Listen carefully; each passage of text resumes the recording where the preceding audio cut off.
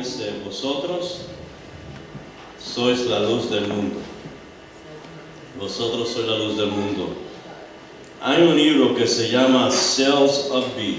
Es un libro que se escribió para vendedores, para enseñarle a ellos cómo motivar a la gente para que compren ciertas cosas, lo que estén vendiendo, etc. En ese libro tenía una historia de un lanzador de pelota. Él lanzaba hace tiempo atrás, que se llama Don Sutton. Y él jugaba, él era un pitcher para Los Ángeles, los Dodgers de Los Ángeles. Y él estaba pichando miserablemente. Y tú sabes que todos los juegos que él empezaba los perdían. Entonces la empresa, los que escriben el deporte, mi esposa dice que son los más bochincheros que hay en el mundo. Que nosotros por un juego de pelota podemos hablar 3 o 4 días. Y es verdad. Pues ellos empezaron a escribir cosas negativas sobre él en los periódicos. Y lo que decían era que lo debían de sentar, que quitarlo de la rotación de los picheros que estaban empezando. Y él, por supuesto, él leía los periódicos y se sentía mal. No era que no estaba tratando de ganar. Y él esperaba que un día esto lo iban a quizás sentar, ¿verdad? Y así fue. Un día estaba en un juego, antes de comenzar el juego, vino el manager, el coach de él, y lo tocó en el hombro y le dijo, Walter Alston, se llamaba el manager. Y yo, Don, yo tengo que hablar contigo antes de que comience el juego. Y él dijo, aquí viene el cuchillo, ¿verdad? Y él lo sentó y le dijo, mira, tú sabes que tú no estás lanzando bien, tú no estás pichando bien. Y yo tengo mucha presión sobre mí para hacer una decisión. Y quiero que sepa la decisión que yo he hecho. Y ella esperaba ya que lo iban a sentar o mandar para las ligas menores. Pero él le dijo, yo creo que nosotros, si vamos a ganar en los playoffs, porque estaban cerca de los playoffs, no lo vamos a hacer si tú no estás con nosotros. Tú vas a seguir siendo el pitcher que comienza y vamos a tener confianza en ti. Y wow, Don Sutton se sintió bien. ¿Tú sabes cómo pichó el próximo juego? Lo perdió. Y después el juego, después de eso, se fue a pichar de nuevo y lo perdió. Pero que él ahora estaba pichando con una confianza, con una energía mejor, y él sentía la diferencia. Y se veía la diferencia, aunque perdieron. Entonces, de los últimos 14 juegos que este hombre lanzó, él ganó 13 de ellos. La diferencia fue en la manera que fue motivado. Porque hay muchas maneras de motivar a la gente, ¿verdad? Algunos lo hacen a través de miedo, algunos te echan la culpa, algunos te amenazan en los trabajos para motivarte para trabajar mejor, hacer cosas mejores. Hay muchas teorías sobre eso, y este libro de Salesman era de esas cosas, de las teorías. Pero las teorías de Cristo no eran así. Él no usaba esos métodos. Él usaba palabras positivas, mensajes positivos, Jesús, cuando hablaba con la gente. Y si vimos la lectura bíblica de hoy, lo vemos en esa manera, ¿verdad? Imagínate, que le dice a la gente, vosotros sois la luz del mundo. ¿A quién estaba él diciendo eso?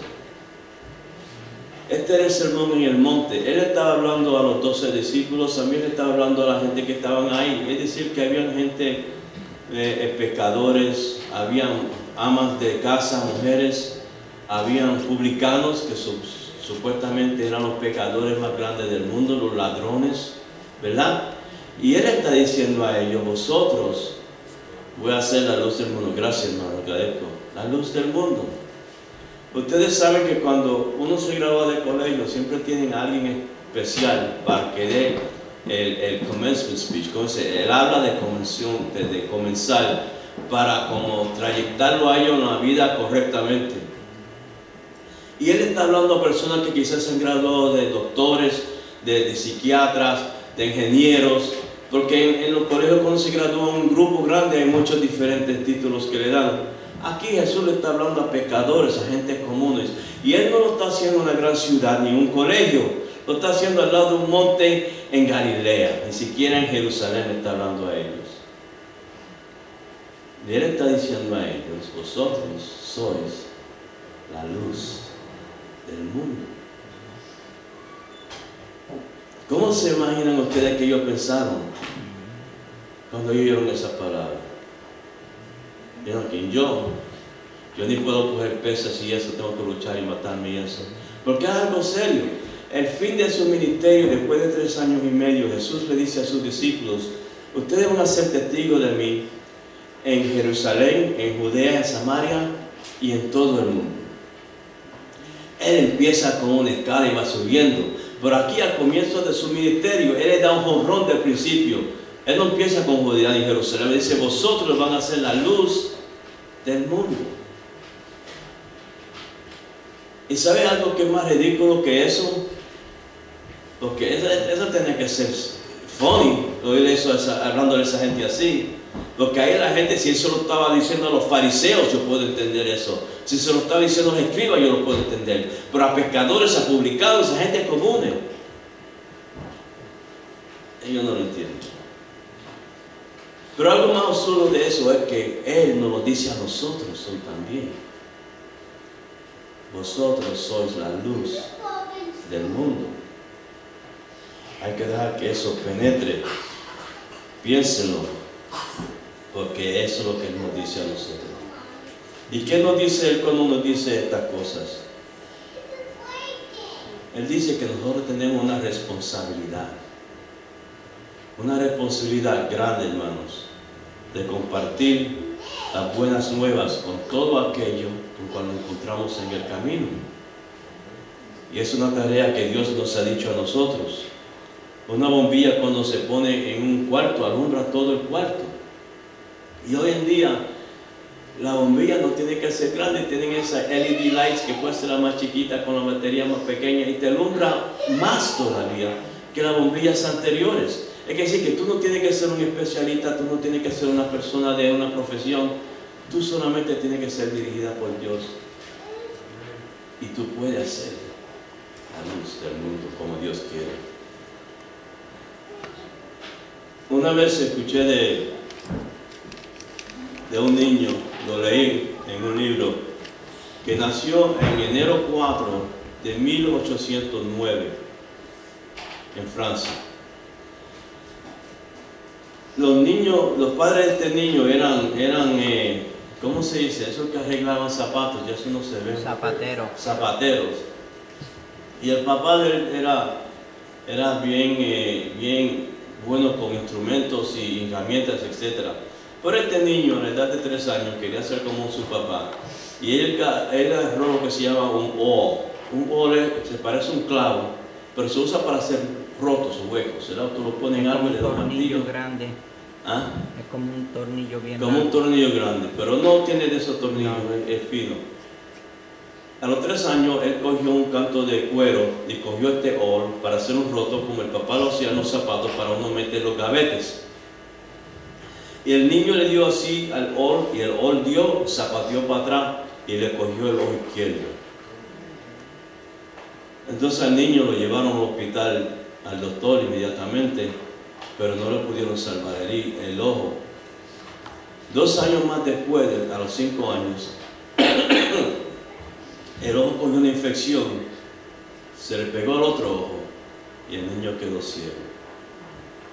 En esa época de 1800, él nació en el 9, si ya era 1814, no habían cosas para ayudar a un ciego. La vida era triste para la gente pobre, especialmente en Francia, donde habían 2 clases de gente, los aristocratas y la gente que hay, y los otros, por decirlo así. Pero el papá, como era adicto con herramientas, le hizo un bastón, le hizo cosas, y él se pudo manejar por la cosa y caminaba hasta por el pueblo, y aprendió. Y un cura que vio a este niño ciego, como él hablaba, como él manejaba, se maravilló. Entonces, con el permiso de sus padres, puso a este niño en el Instituto Real de Pares para los Ciegos Jóvenes. Y allí este niño al principio estaba deprimido. Imagínense, él sabía, ciego, sabía su camino por la casa y las carreteras, pero ahora está en un sitio extraño, un sitio solo, sin los padres. Y cualquier niño que se separa de los padres a cualquier edad se sienta solo. Imagínate que tú no puedas ver y eso. Pues después encontró algunas amistades, pero más que lo frustraba a este niño era, porque le encantaba aprender, era que no había suficiente material, libros, para leer en el Instituto de Ciegos. Entonces en ese tiempo, ¿cómo hacían libros? Cogían una página como la que se usan para fotografía, bien como gruesas, y le printeaban las palabras un poco más grandes, pero las printeaban 4 o 5 veces para que la tinta subiera. Y tenían 2 o 3 símbolos, pero con la tinta alta tú podías sentir las letras. Pero cuando tú metías esa página para imprimir en el printing press, a veces las letras no caían exactamente sobre otras letras. Solo libros no eran los mejores y no tenían muchos libros. Y él se frustró porque él quería aprender. A la edad de 12 años, este niño decidió inventar otro método para los ciegos poder leer. Después de 3 años, pensó que él había inventado un método perfecto. Por lo menos era mucho mejor de lo que tenían, pero cuando se lo llevó a las autoridades para que ellos pudieran hacerlo, popularizarlo y esparcirlo para otros ciegos, ellos se rieron de él porque es un niño joven. Esa es la primera cosa que pensaban: un niño, ¿cómo va a saber más como adulto? Y se rieron de él, aunque él tenía el respaldo del director del instituto. Y él se quedó frustrado, pero nunca perdió la esperanza, y él luchó para que aceptaran su invención de un alfabeto nuevo para los ciegos. Este niño llegó a ser maestro en el instituto y después llegó a aprender a tocar el órgano. Imagínate, ciego en un tiempo con límites, y él avanzó más de lo que nosotros podemos pensar.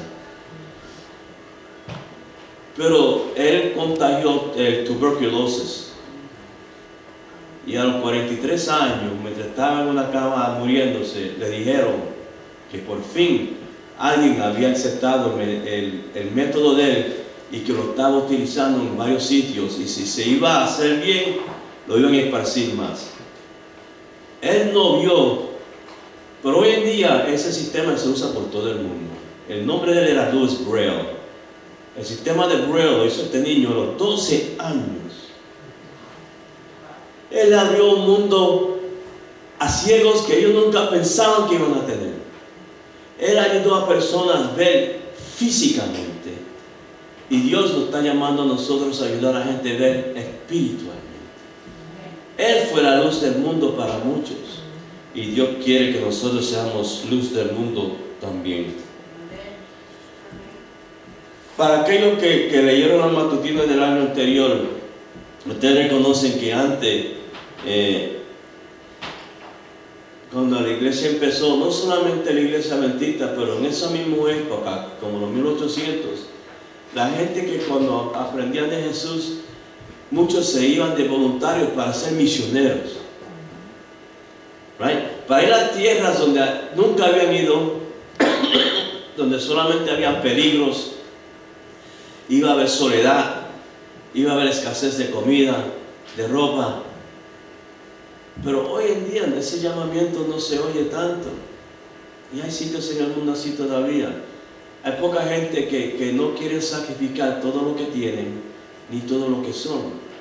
Buscamos más la comodidad que en vez de hacer la voluntad de Dios. No permitimos que el Espíritu Santo nos guíe como guió a Jesús, y lo guió al monte después de 40 días de hambre.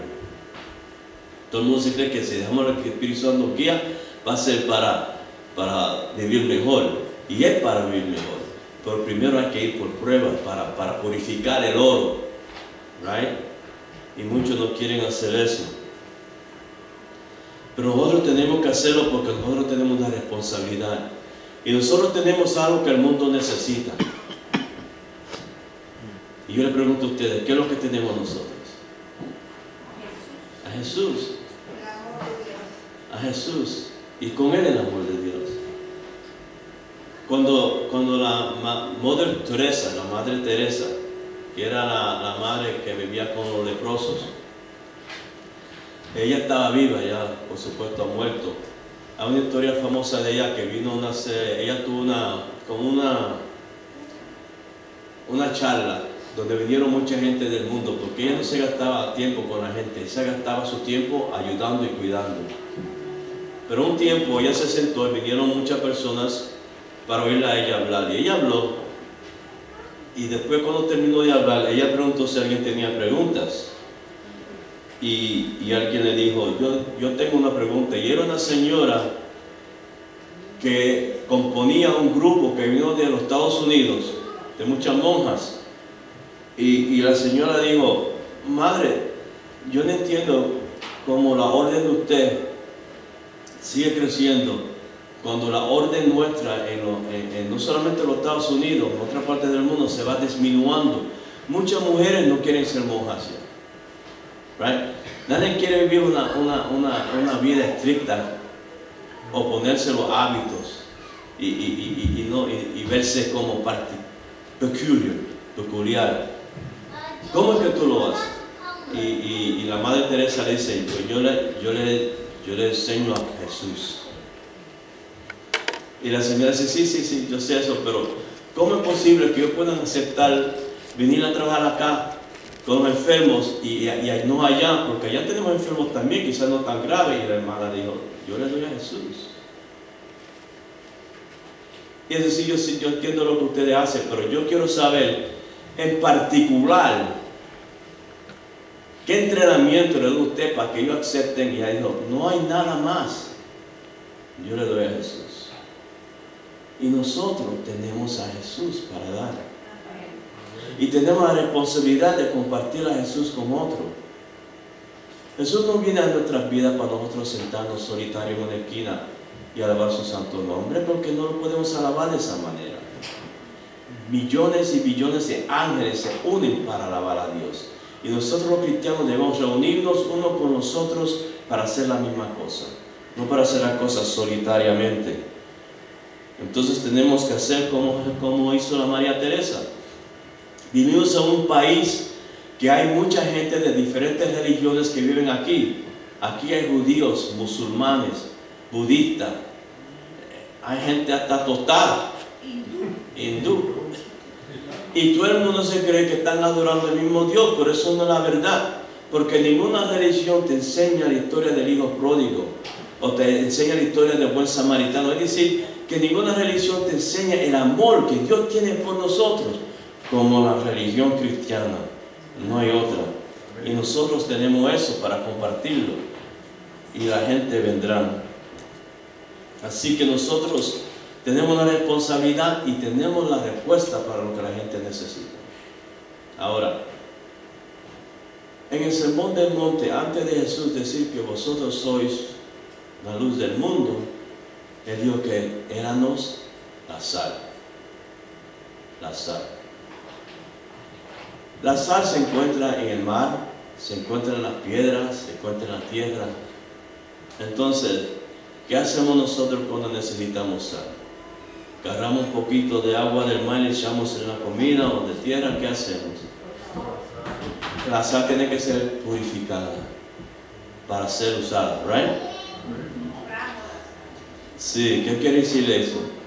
Que nosotros tenemos que ser purificados también, tenemos que tener una relación con Dios primero antes de ser luz. Porque la verdad es que no somos luz, nosotros somos reflectores de la luz. Es Jesús quien es la luz.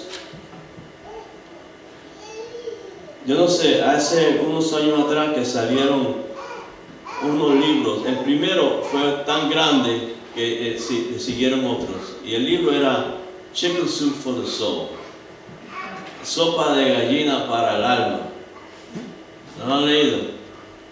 A mí me regalaron el primero. Y las historias eran fantásticas. Y había una historia de un profesor en Baltimore, en Maryland. Era un profesor de sociología, ¿verdad? Y él decidió a mandar a sus estudiantes a buscar por el barrio de Baltimore. Y Baltimore tiene unos barrios peores que los de acá. Uno se cree que Baltimore es el pork, es lindo, la pelota, tiene barrios malos. Hay sitios que tú no puedes caminar de noche en Baltimore. Él mandó a esos niños que fueran por el barrio, donde había más que una escuela, y entrevistaron a 200 niños. Y después de ellos entrevistarlos, ellos tenían que poner una conclusión de qué ellos pensaban que iba a ser el futuro de esos niños. Y casi en todos los casos pusieron esto: He doesn't have a chance. No tienen un chance. Right? Estos de colegio estaban mirando a estos del barrio y están haciendo esto. No tienen un chance. La vida que ellos tenían ahí. Y así era la vida en verdad en los barrios. Tú no salías de tu bloque. Tú te ponías vivo ahí, a la cárcel ahí, regresabas y tú sabes, los hijos se quedaban ahí, etc. Anyway, unos 25 años después, había otro profesor de sociología en la misma universidad que encontró este estudio y decidió darle seguimiento.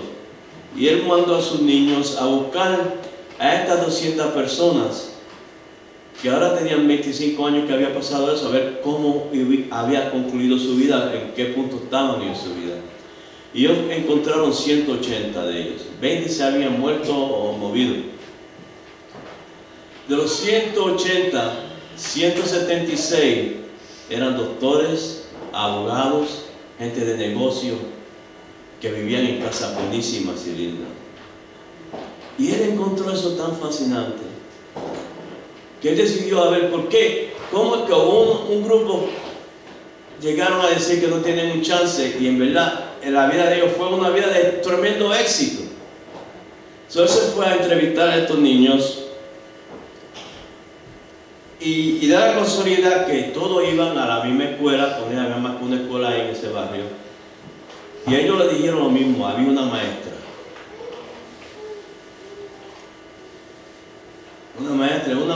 que ella cambió nuestras vidas. Entonces él se fue a buscar a la maestra y da la casualidad que estaba viva, ya estaba retirada, una vieja ancianita, y él fue a hablar con ella a ver qué fue la magia que ella hizo, cómo ella pudo cambiar la vida de estos niños. Y ella simplemente le dijo a él: yo amé a esos niños. El amor hace mucho, hermanos. Hay niños hoy que se meten en gangas por falta de amor en el hogar. No se meten en gangas porque quieren ser tough. No se meten en gangas para que alguien los defienda. Ellos se meten en gangas porque en la ganga ellos encuentran algo que no encuentran en el hogar, no encuentran en la iglesia, no encuentran en las escuelas. Y es alguien que lo ayuda, que lo soporta, que lo entiende, que lo ama, supuestamente, entre comillas. Bueno, más de 2000 años atrás vino un maestro que nos amó.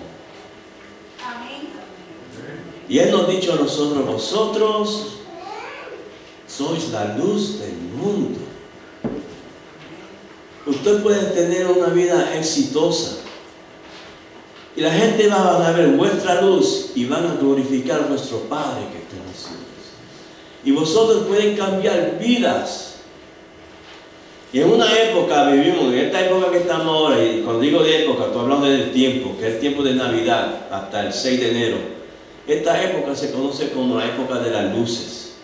Right? Tú vas por Jones Beach, nosotros fuimos el otro día para ver esas luces que tienen espectacular, y eran lindas. Tú ves luces en las casas, adentro y afuera. En las calles ponen luces de Navidad. Pero ninguna de esas luces pueden hacer lo que vosotros, uno de ustedes pueden hacer, porque ustedes pueden cambiar un alma y rescatarla para arriba de los cielos. Amén. Si seguimos el apoyo de Dios y el Espíritu Santo. Hay gente en este mundo, hermanos, que están perdidos en tinieblas, buscando luz, cualquiera luz. Y Dios quiere que tú seas esa luz para ellos, antes que otro sea la luz y lo lleve al camino equivocado. Yo oro que la resolución de ustedes, de esta iglesia en este año, de nosotros juntos, sea ser luz, como Dios quiere que seamos luz, para que todo el mundo glorifique a nuestro Padre. Es nuestra privilegio, es nuestra responsabilidad, pero también es nuestro privilegio. Que Dios lo bendiga.